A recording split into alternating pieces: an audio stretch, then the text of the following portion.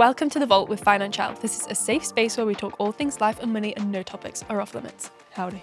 Howdy. Good morning. Howdy. How are we doing? We're good. Have you got a charm on your water bottle? I've just noticed in the corner of my eye. Can you talk us through it? Is it peanut? It's a peanut. Oh, that's very cute. I thought it was a croissant from far away, but I have got a croissant one. I thought you had. Where's it from? It's a jelly cat. Oh. Last Christmas, I gave you my I was about to say. Last Christmas, on all of my Christmas presents off Alex, he wrapped it and instead of putting a bow, he put jelly cat key rings. Oh my God, you two are made for each other. That is bougie. Yeah, I know. You are literally made for each other. And he said he didn't realise how much expensive they were until he got to the till. Oh And my he had God. like 4 jelly cat key rings. How much was it? It was £100. Yeah, I'm not surprised. £25 a key ring, so. This was for a big gift difference. tag. Yeah, it was a gift tag. Oh my God. So now you're like, I put So it on what are they? everything. Yeah. Peanut. Peanut. I've got marshmallows, which are on my new car keys. Ooh. Finally. I basically had to learn to drive because I needed a new key to use my key rings. Marshmallows, which are on my car keys. I've got a white heart, which is on like nothing. And then, what else have I got? A croissant. Sometimes I put that on my bag. Yeah, I've seen the croissant bouncing around. That's why I thought it was that. Well, welcome, Peanut. Yeah. Welcome to the sofa. How are we doing? Depths of winter? Yeah, I am fully in my cozy era. Literally. I'm jealous. I'm thinking of key rings now. Like, I think that could go on my Christmas list. Not a jelly Ooh. cat one. I'll Yeah, like a fun my one. kids would take it off me. Fun But one. I think I get like, like, well, Carl might have bought a mum key ring at the till on Mother's Day. Yeah. No, I want a bougie jelly cat one. Can I choose one? Yeah. Can there be one that's, yeah? Yeah. I want my keys to be like so heavy. You'll Oh. never lose it. Exactly. I need to like, that's why I've got on my car keys, it's like 2 big marshmallows and I'm like, at least I will never lose them. Holly's car key. It's the most It's a annoying nightmare. car key. Oh yeah, It's it's a like square, a rectangle, sorry. It's got no hole for like Jangly things. a key loop ring thing. It's real easy to lose. It And looks like a flip phone. yeah, it is. Hello. If I walk past my car and when you're emptying in and out the house and stuff, if I have it in my pocket, it opens and locks the car every time I walk past. I'm just like, oh my God. It's one of those ones where like she can never find it at the bottom of her bag ever. No. But it'll open the car so you know it's in there. So I Yeah. just hold my bag against it to see if it's in there because I can't bother searching in the bag. I'll get the bag, I'll take it outside, put it against the car, it unlocks it. I go, all right, my car keys in there. Yeah, it's not lost. Throw the bag back in the house. You know, actually, funny story about that. When that first became a thing that you like didn't need to actually, Yeah. or like click a button, my dad told me that like if you had a certain car, you had to like take a pill to like swallow something so that only you can open your car, like if you walked towards it. What else did your dad tell you? You believed it? How Yeah. old? Young. Maybe like 13. But honestly, if you think about the evolution of cars and what you will have not had to do, Yeah. you used to get a steering wheel lock. Yeah. A physical metal thing. Someone had that on the other day and Woody was like, what is that? It was like, do you know if your car gets clamped, Oh yeah. but bright yellow on your steering wheel? Have you seen those? Have you seen them? I think I have. Yeah. Woody And was like, what is that man doing? What is that yellow thing? I was like, he's locking his car. Loads of people had them in uni because obviously like you're just in a uni area, Yeah. your car will just get robbed. Yeah. And like a car key would sometimes have to go in the door. Yeah, I do Like remember not that. just like a beep, like a he would have no idea. Or would he? What are kids going to, it's going to be like fingerprints, surely we're at that point already. Well, No, we're just be like, driverless it'll be like cars. Eyes. Look at the car and it unlocks. Open sesame. You can do that with your phone, you know, you can control your phone with your eyes. You can, in your accessibility Yeah. settings, you can. Yeah, that's cool. Can you? What? Yeah. Go, like, I'm looking to Instagram. If you Yeah. look a certain way. Imagine if you or- like accidentally did it wrong and like text someone that's something really bad. 100%. Holly's trying to be Matilda. Yeah. Was actually, is it I Dream of Jeannie? That one. That's that one. Again, Oh, it's no. an old program. There was a witch one as well. Can't Sabrina the Teenage Witch. remember. No, like older than that one that I used to watch with Nan, where she'd Oh. just be like, That's I Dream of Jeannie, I think. Ava pays for school things with fingerprints. oh, That's really? cool. At school, they don't need money for it. I like to eat. There's also no overdraft, so I didn't top it up the other day. And she was like, I couldn't eat today because you'd not topped up my parent pay. And I'm like, It's rubbish technology. There's really I got is. no notification to say you're getting close to the bottom. There's no facility for them at school that if you've not got any money that you can't go a little Into bit debt. over. But Oh my this is God. where debt is okay. Yeah, on For school food. dinner cult. So she didn't eat. I would literally Can you cry. imagine me? I would I know. literally She was fine. She was going like, to- yeah, I just didn't eat anything. I was like, I'd have been so angry. I'd have been crying in the I'd have teacher's cried. office. Please Yeah, ring my mum. definitely would have cried. Please ring my mum. Get her to bring me a sandwich at least. No, that's how it works now. Tough rules. That's not okay. Can you see what she eats every day? Yeah. Oh, that'd be I'd be like, right, Ooh. Neil, come on, what the It's like, boys eating it's like today? secret eaters, isn't it? Like you just don't want your parents to know what you're actually Our eating friend at school. always, our friend boy is in like year 8 or something, and their friend is like one of the dinner ladies, so she reports back and tells our Yeah. friend what he's eating. She's like, pizza again. She's like, Calvin, you'd be caught out. Worst nightmares. Yeah. Eat pizza again. Yeah, it's like a pizza slice thing. And A lot of she's them quite have it. healthy, the mum as well, so I imagine it just like Oh my God. sends her west. But yeah, no, I'll show you it later. We'll snoop and we'll have, Why? we'll have a debrief with her. I don't think she eeats enough, if I'm being honest. I look and I go, You're like, "Is that all where's you your got? protein, Ava? You didn't get dessert. Hey ho. I don't know how we got here. We never do. Okay, today's controversial opinion, it's quite harsh, I feel like, and it feels mean to say. But it's based on a few weeks ago, there was a Vogue article and it was like, having a boyfriend is embarrassing. I remember it. It went viral. And it was really funny in the comments.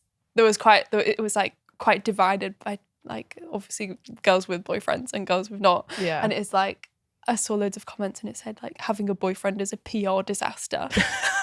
It was so funny. And it's like, oh, no, I don't post my boyfriend. Like, he doesn't. What do you refer to Alex as your boyfriend or life partner? No, we can't. life partner? Fiance now. Yeah, but Yes. Does that not feels give you like- the ick? It used No, to give no, me I the ick. can't- Oh. I can't This say is so- fiance. What do we say then? What do we call For him? Alex? Just Alex. Just Alex. He's that famous. Yeah. Like just Madonna. Sure. Sure. Madonna. Alex. So what were some of the comments? Why? Okay, let's go to the article then. So why was the article suggesting that having a boyfriend now is embarrassing? So it became a thing because the girl who wrote the article, a lot of girls were saying like, oh, I would never post my boyfriend on social media, like doesn't get as much likes, like it's not seen as a cool thing. Basically like Just bad for engagement. literally true.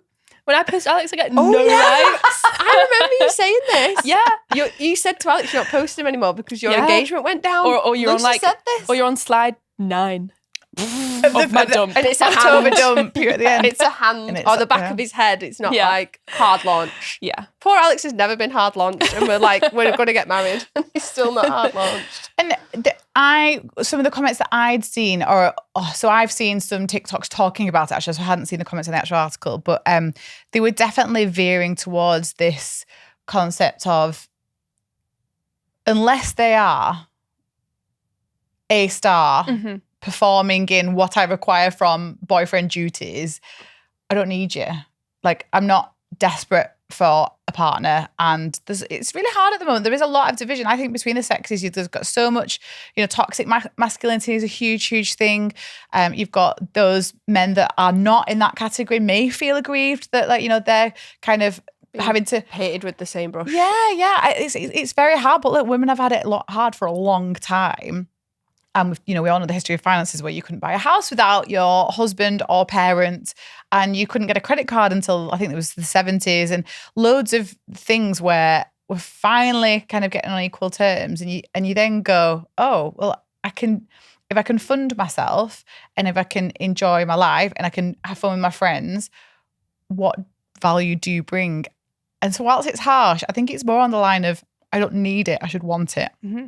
Whereas there are some girls who tie their status to their partner. Like, And the tables are turning on that, which is quite good. It's good. Yeah. It's like a positive thing, isn't it? But that's quite a harsh Yeah. thing to say to people that do want to be proactive about talking about their partner. So But the I did see it actual everywhere. controversial opinion that I've got today is using a boyfriend to fund your lifestyle is embarrassing. It feels really harsh to say the word But embarrassing. we're doing a play on the article, though, Yeah. aren't we? We're not it saying was just this. inspired by the article, Yeah. obviously, yeah. So I'm not we're not in a bunch of friends really where boyfriends are at play. We're too old. Yeah. Let's call it just partners. Partners. Yeah. It's not. I don't. This is so like It's embarrassing. tough, Is isn't a it? I funny know. term, isn't it? Like it's like, is it acceptable? Should it be a thing? Like, do we see people doing it? It's really hard. We're weird. We always say this. Like, we are weird. We have joint finances, but a lot of our friends don't. So we are in the minority in our friendship group. Like, funds are all together, but very much in our friendship groups, they have the separate finances, and things will get funded by partners who have more money, I would say. But I never hear anyone speaking like in a presumptuous way that their partner's going to pay for things. Yeah. Everyone's very respectful. I don't ever get the vibe that someone's like, well, they can pay and Yeah. they can do this and they can do that. Yeah. So we're definitely not in that friendship circle where that's happening. We're What about- talking about like leechy. well, I think that it's more right? like I think so. he's going to pay for dinner and he's going to pay for my new wardrobe and he's going to assuming that that's going to happen. And I don't get that vibe from any of our close friends. Oh, yeah, or it's just treated as it's our joint money. And Yeah. but yeah, they're Yeah. like, I think it was a thing of the past. Like, it was a thing. A boyfriend was a status symbol, especially if they had a particular job. It could have been guy in finance. That's Like, what that I'm was the saying. TikTok, Finance wasn't it? bro. It could have been Yeah. a sports player, especially soccer in the UK. I'm saying soccer because Ariel's here. Sorry. My Australian niece is the producer today. In fact, we should ask you, is having a boyfriend embarrassing? She has to pull the microphone to her now, sorry. To me. It depends on the person. Yeah. I don't know. I feel like, because I'm so independent, like, I would be like, oh, no. Like, that's a bit cringe, like, for me personally. But if you're, like, in love and that, like, I guess.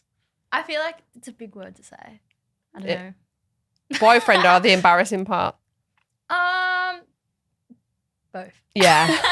But Yeah. so I think this has changed though, because I think, oh my God, we've got a situation where you're not the youngest, Lucy. Usually Holly and I are going, well, you're so much younger than us, but Ariel is just 19. And so independent, by the way. Yeah. Traveling Like, the world on her own. yeah. And I think that when I was 18, 19, it was expected that you would have a boyfriend. Oh, Like yeah. people just had boyfriends and found Yeah, yeah. boyfriends. And it is so much more, firstly, acceptable and normal to not. And that's so healthy. Like you said, great if you just happen to meet the right person at the right time, you wouldn't not want to be with them.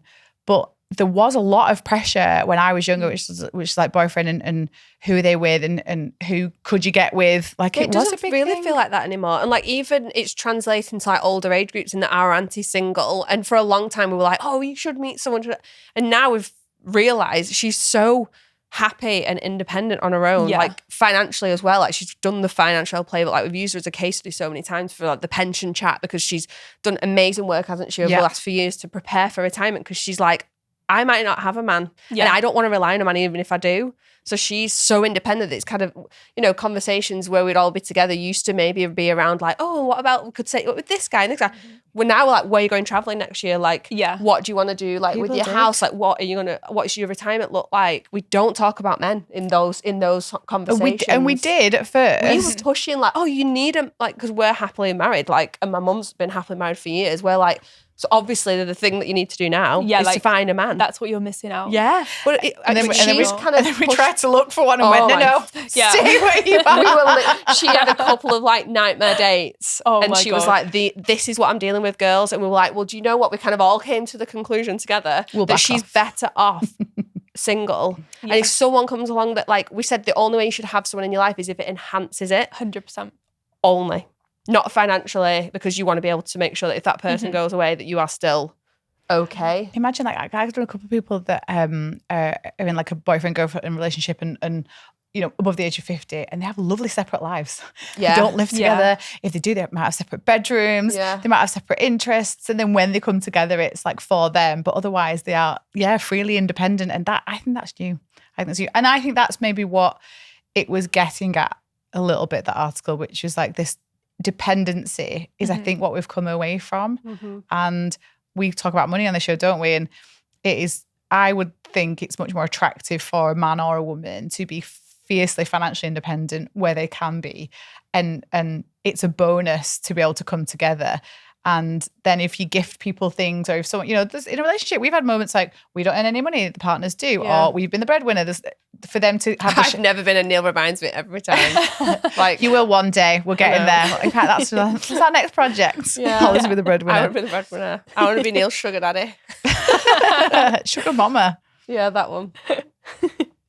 Yeah, I feel like that's a good discussion to have. And I like what you were saying about your Auntie Ruth. And like, I think it's so admirable. Like, I look at my mum. Yeah. Mum, and I was I'm thinking like, about Jim. It's so tough. Like, obviously, I'm not my mum, but like seeing what she's gone through, like it is tough. Yeah. And she's like fully come out the other side, and like she's so good by herself. She's and so like, good. I think that's amazing.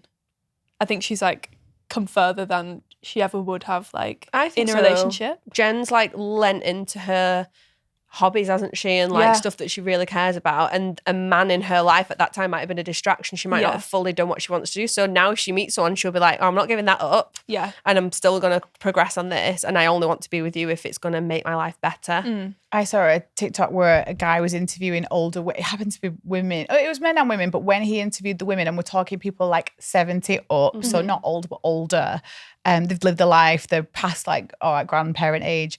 And it was like, what's like kind of, what would one thing you would change about your life? And most of the women, especially if they were on their own and weren't physically with a man, was, I wouldn't have got married so young, or I wouldn't have got married.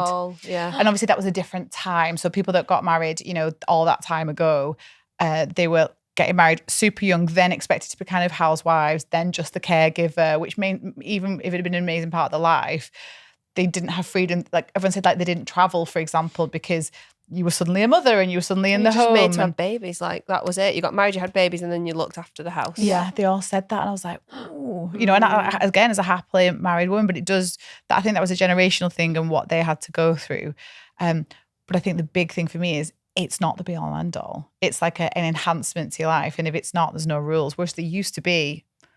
And you couldn't, it was like frowned upon to get divorced if it didn't work or if it wasn't right. You were stuck you with were the not, person. Yeah, That's you weren't true. expected to get divorced, whereas now it's very much like, you're not happy.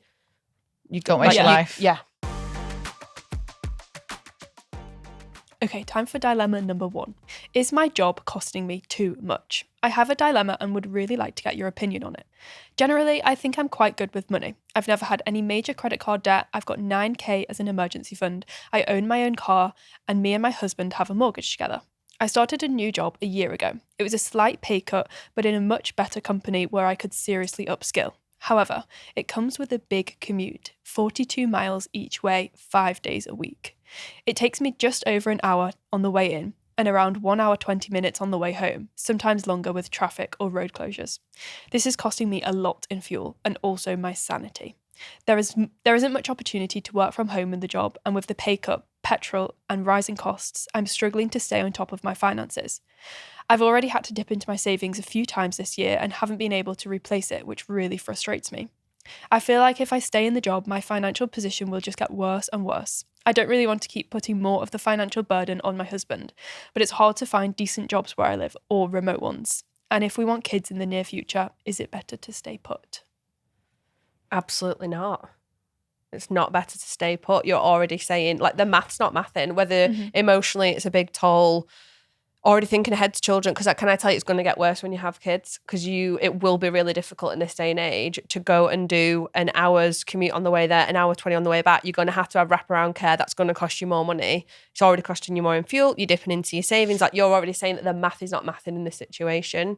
And I literally was on the drive here, like, talking to our Laura. I was like, I've decided that, like, time is your most, like, valuable currency. So I could not, like, sit here and be like, oh, you know, stick it out or whatever it might be. It doesn't sound like you're overly passionate about this job. It's not like your life's work. You know, it is literally, time is in exchange for money, isn't it? It is. I think firstly she talks though about she's had to dip into savings and it's a burden on her husband. And so there is this, like, you know, it's interesting with the topic we just talked about, but a collaborative approach on you shouldn't be dipping into any savings as a couple. You should be managing this budget together. Yeah. So you shouldn't be any worse off because your job costs more, especially if you're married. Like, we always caveat that because lots of people don't combine finances. But if you do combine finances and or you're married, you're legally combined anyway. It shouldn't be that it should be the whole. So if there's enough money in the budget to sustain this travel, your travel budget should be in the whole. It shouldn't just be yours. And you may be in that situation, but it sounds like you kind of saying, I don't want to be a burden on him.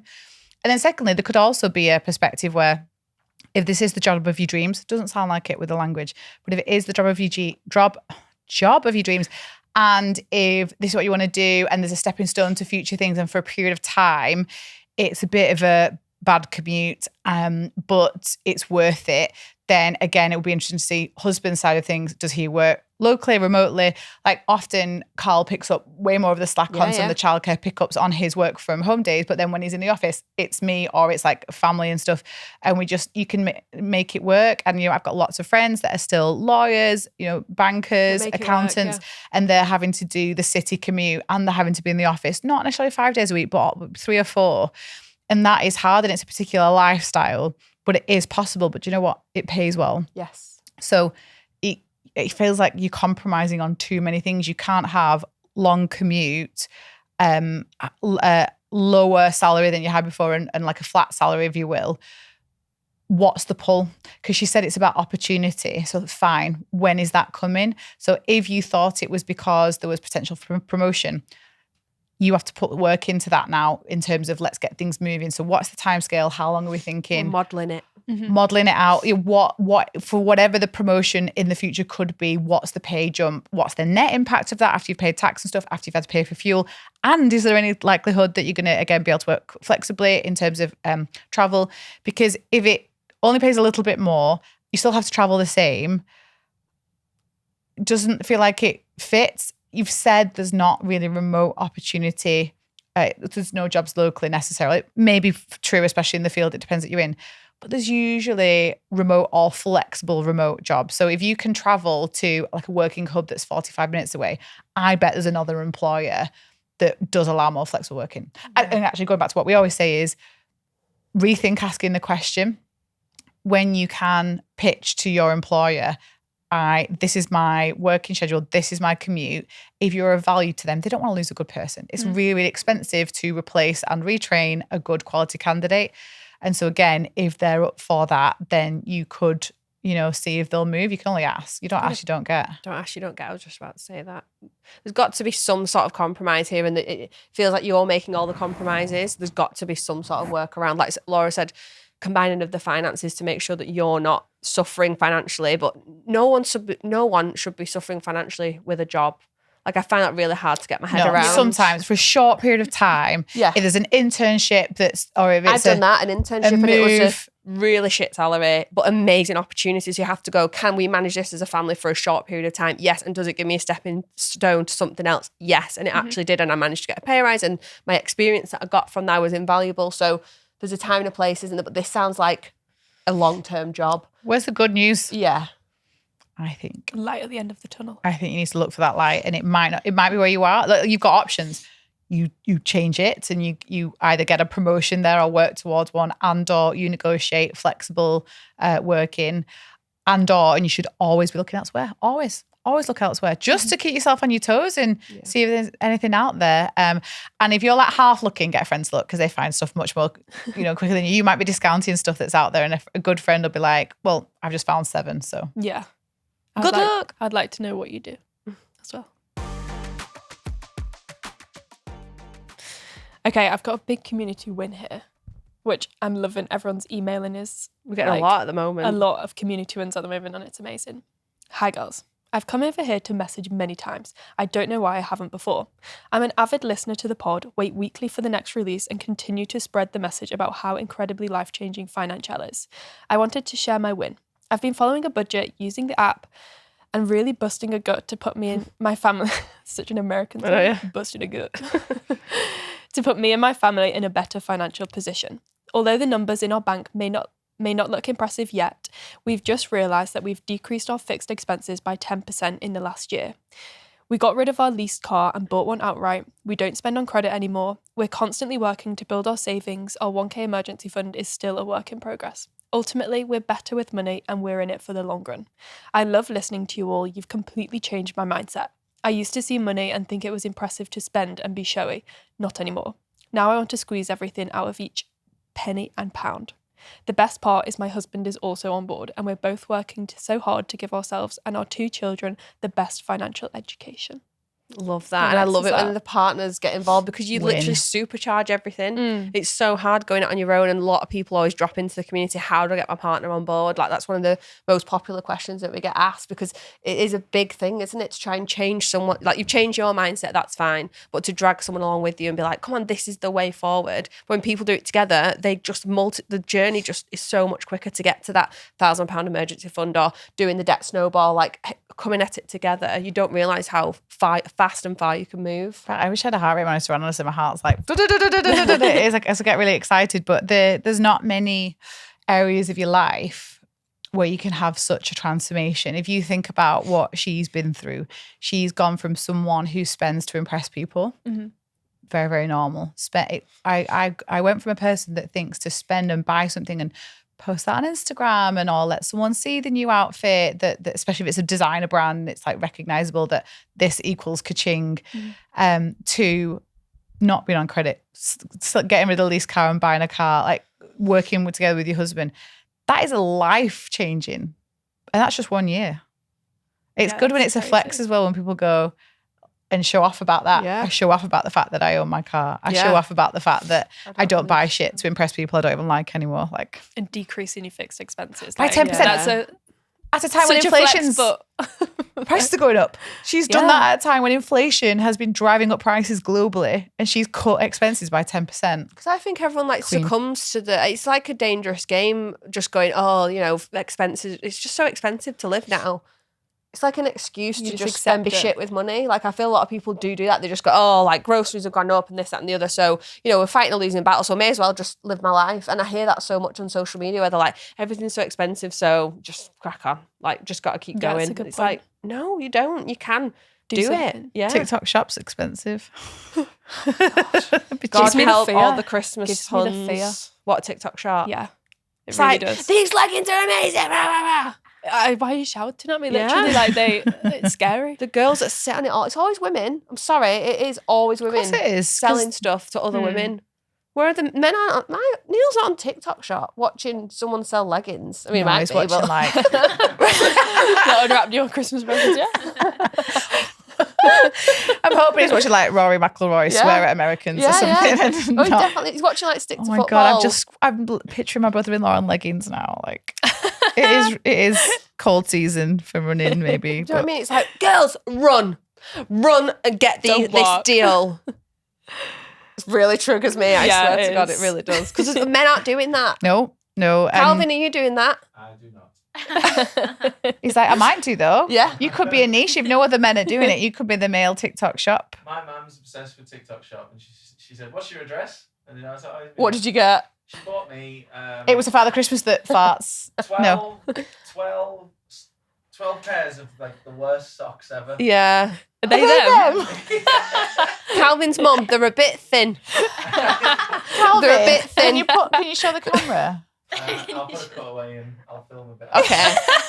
They're giving just thin. They're just socks. They're not M&S. They're not cashmere. No. But that's so I want to know. But we don't need to know what else she's bought because if that's not the first thing she's bought, Oh no, I'll get a list for you. we want. We have a list for the next episode, guys, and we'll follow up with what she got. Have you got Okay. anything off TikTok shop? Yeah, I've bought teeth whitening strips before. Could be from anywhere. Yeah, I know. You did try and buy something once and realised how slow the delivery Italian was. brain rot toys. Oh, there we go. Oh, yeah, I remember you saying that.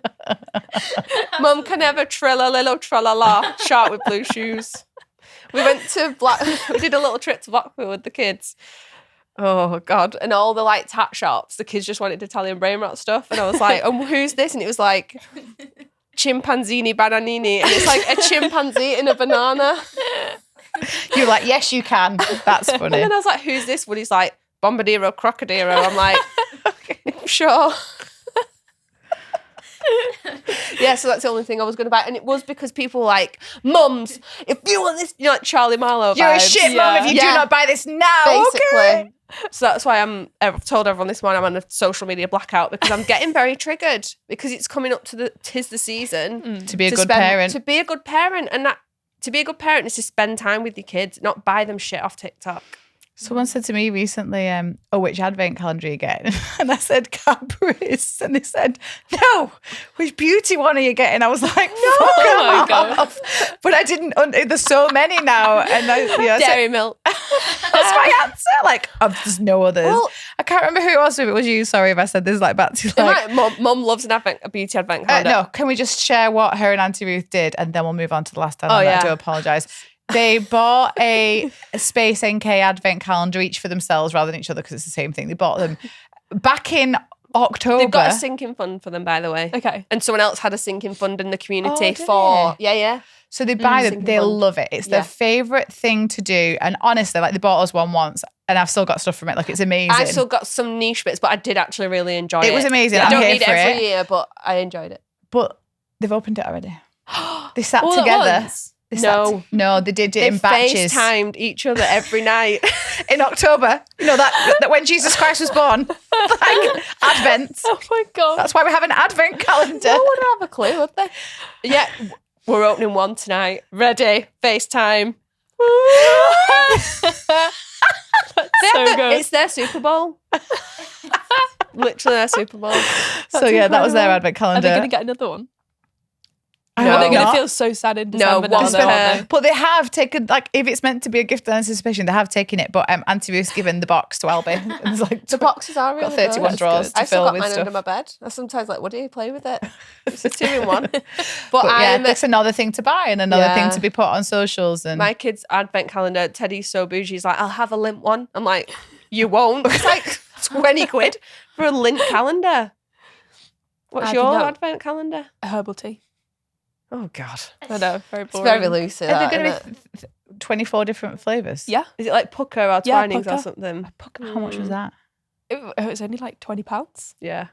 But back in, To be fair, for 24 tea bags, it's a lot because I paid like £3 for a box of 20. I'll just get you a box of tea. I'll make you one. You can just Ruin it I'll now. do it. Oh my God, I'm going to make Neil Yorkshire tea one. Literally a tea bag in the... Same every day. Do you want that from Auntie Ruth, the box? Or put it in the Space NK one. Just put a tea bag in each one. What's it going to be? Oh Yorkshire God! tea. You like I said, We're all they getting did hot sinking. wings. They did sinking fund it, and they absolutely loved it. They completely cheated the system by not doing it Yeah. in anticipation of Christmas. Yeah. Let us know because we're in this season now. Mm-hmm. What did you get? Do you have one? Do you agree with them? Are you well bought in? Are you actually bored that every brand's brought one out now? Like it. It's not Yeah. that chocolate has like the, it was also, I remember when Grandma used to have a religious one, which is just a window and you opened it and it was a know. religious Yeah, scene. photo. How There was no disappointing. food. Like Jesus on a cross. Yeah. Also, no, that's Easter.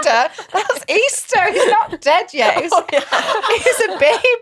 Oh God. It's like 3 kings and stuff. Oh God. Right. Let's have dilemma number 2, 3. God, Just how many hit Laura dilemmas in have the we had? face at the same time. Sorry. If you'd like to tell us your win, head to the community in the app or email it to us at the vault at financielle.com. Okay, time for our second dilemma. I'm scared to move in with my new partner after losing everything once before. I have a dilemma for you guys. I love the podcast, by the way. I came out of a long-term relationship and shared a home that we bought together. That's all fine now as the property is in the process of being sold and soon me and my ex can cut ties for good. I've been saving over the past year and along with the equity from the house sale, I'll be ready to purchase my own home next year. However, I'm not sure what to do living-wise with my current partner. I've saved and sacrificed a lot to build up a home deposit, and I'm worried that if I move in with my current partner, who wouldn't be contributing to the deposit, that if things went wrong, I'd suffer financially. My previous breakup has scarred me a bit, and I'm so conscious and protective over my money and future assets. I'd love to live with him, but I'm not sure what to do. My breakup meant I had to move home for a bit, and I really don't want to have to do that again. Any advice would be greatly appreciated. Thank you. She's being careful. Yeah, Cautious and correct. careful. She's been Burned. burnt in the past. Yeah. I would not be jumping into buying a house so soon, especially like it sounds really, you've done all the right things. You were saving up, you moved back home, like all the things that a lot of stubborn people, I would say, or can't because of the circumstances of the family home situation. Like you've done all the right things, you made all the right sacrifices, you're repairing yourself financially, but I would not, because it's been so hard and because you feel scarred, like you've said those words, wouldn't be jumping into another house purchase straight away, especially when you've got a new partner. They're not going to be investing into the property. It sounds like you're going to be doing that on your own. Could it get very messy again? Sometimes you end up spending a bit more because you feel like you're going to live with someone. So you're like, oh, how much can we afford for the mortgage? Yeah. You're based on their contribution. And I know they're not paying to the Deposit. mortgage, but they might be, on the deposit, they might be giving you a contribution every month. I feel like you could stretch yourself a little bit thinking, oh, we're in it together. Yeah. And that could change. We know this, it's already changed in your first relationship. So I personally would be looking to rent because I feel like you're not as tied to the situation to get. What if she like completely went into a house purchase in the mindset like, this is my house, like I'm just going to do what I can afford. Yes. And like within reason for her. Yeah, I think you're right. I think it's the balance between, can you put blinkers on and ignore your new partner, no offense, but in terms of this purchase and be selfish? Because like you said, Holly, women do this. Like we think ahead and we think about actually the new partner and then we're going to get together, we might have children. And so, I need to buy something that kind of suits Adequate that. for that, yeah. And then you've changed what you would have done. So you either need to be, like, especially if you don't live with your partner now, you might have one eye that they move in with you at some point, but that doesn't mean you change what you buy. So you need to buy where you want to buy, how much you want to spend, your taste, it's your house. And if at some point he moves in with you, and you know, Lydia shared her journey and she's in that situation where you know, she doesn't own a house and it's been something that, you know, she does think about and it's something that she's put a lot of thought into. She's moved in with her partner, but you know, I've not asked him, he's not here, but I don't think he thought, oh, what shall I buy for me and Lydia? He bought something for him and he that was was the always right buying thing. something. And if it absolutely works, the relationship to then move in with that person. Again, in the UK, we always talk about having the right documentation drawn up, and often, to be fair, when you buy banks, if they know someone's going to be living there, they want you to sign stuff. But you protect your investment, especially in the early days of relationship. And if someone wants to contribute to some bills, you know, then again, make sure you protect it, go to a solicitor and make sure it's done properly. And you can make that work. The other side, and I think I'm a bit aligned with your suggestion, Holly. So many people think that renting's dead money, but you don't have to jump into a house purchase. If you buy the wrong thing, so like say if you did buy the house that was just for you, but then actually things do develop and you want to buy something together and he saves up money for a deposit. In a year and a half, the fees that you've spent, the interest that you've spent, the stamp duty, all these different things, wipes out any growth in value of the capital. You could have just been renting.